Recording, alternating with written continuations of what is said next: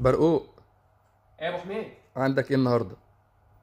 عندي ثلاجه بيكو تركي موديل 448 بصف سعه لتريه 408 لتر. ثلاجات البيكو غنيه عن التعريف وبتنزل كلها نو فروست.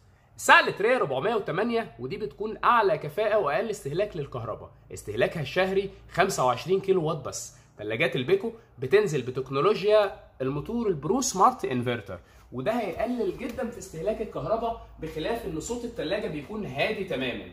ثلاجه من الداخل دي مساحه الكابينه ودي مساحه الفريزر من فوق.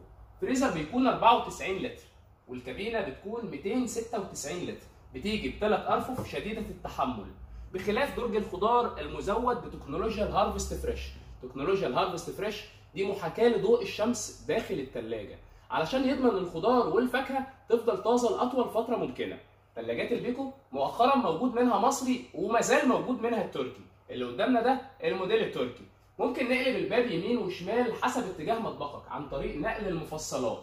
وكمان ثلاجات البيكو زي ما قلنا ضمان 10 سنوات، واحنا من اوائل الناس اللي اعتمدنا ثلاجات البيكو في معرض الحرم السيد صبري في المنصوره وفي دمياط الجديده.